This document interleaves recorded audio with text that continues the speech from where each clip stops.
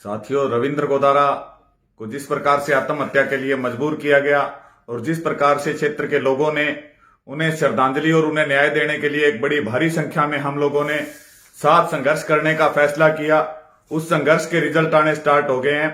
आज ही हनुमान पुनिया को हनुमानगढ़ क्षेत्र से गिरफ्तार कर लिया गया। उसके लिए भादरा पुलिस, आप सभी साथी जिन्होंने इसको एक मुहिम जन आंदोलन बनाया, इस जो भी हमारे साथी रविंद्र गोदारा के साथ हुआ, और साथ में भादरा के विधायक बलवान पुनिया का मैं धन्यवाद करता हूं कि इस प्रकार से इस मामले के अंदर सभी लोगों ने अपने घर का मामला मानते हुए इस जस्टिस फॉर रविंद्र गोदारा को कामयाब बनाने के लिए सभी साथियों ने जी जान लड़ा दी। लेकिन साथियों, ये कामयाबी नहीं है, ये हमारा पहला चरण है जिसके अंदर कि हमारों को आरोपियों को गिरफ्तार करवाना जरूरी था।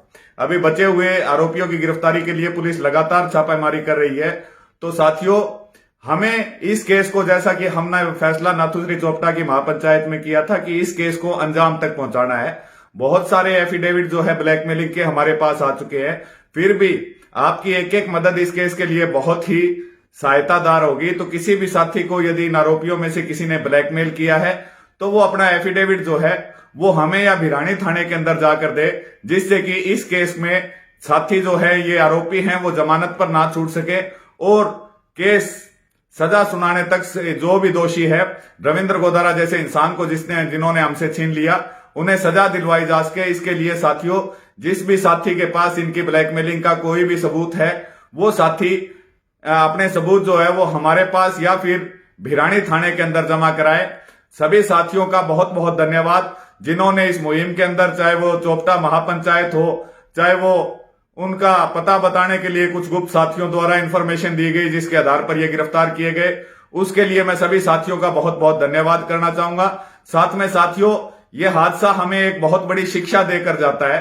चाहे हमारे साथ कुछ भी हुआ हो, हमारा निजता का जो अधिकार है, निजता का मतलब हमारी मर्जी के बिना कोई भी व्यक्ति हमारे घर के अंदर, हमारे व्यापारिक प्रतिष्ठान के अंदर, हमारे स्कूल के अंदर, हमारे दुकान के अंदर प्रवेश नहीं कर सकता। वो चाहे अपने आप को कितना ही बड़ा पत्रकार बताए या कुछ बताए, निजता का अधिकार भारत सरकार ने दिया हुआ है। तो आप चाहे कुछ भी करें, यदि कोई व्यक्ति इस प्रकार से आपको ब्लैकमेल करने की कोशिश करता है, क्योंकि यदि आप एक बार ब्लैकमेल का शिकार हो गए तो ये लगातार आप लोगों को ब्लैकमेल करेंगे और छोड़ेंगे नहीं।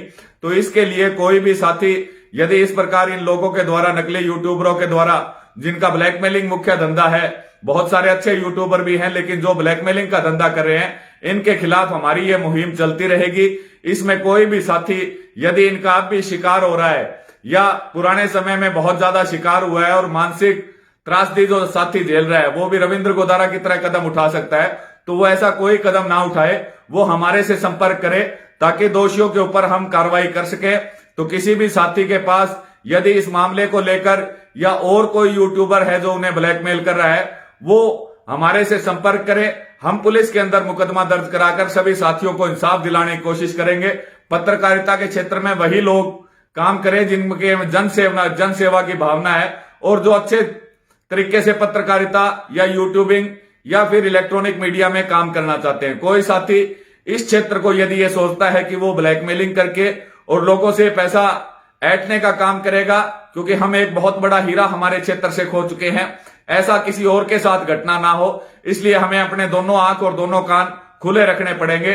चाहे यह घटना हमारे साथ हो, चाहे किसी और साथी के साथ हो, इसकी आप तुरंत पुलिस में शिकायत कीजिए और ऐसे साथियों को जितनी जल्दी आप गिरफ्तार कराएंगे। जिस प्रकार चिट्टा एक महामारी हमारे क्षेत्र में फैली थी, तो शुरू में लोगों ने आंख बंद करनी शुरू कर दी थी कि मेरा बच्चा तो चिट्टा नहीं पी रहा है, लेकिन धीरे धीरे चिट्टे से पूरे सिरसा जिला को बहुत ज्यादा नुकसान हुआ।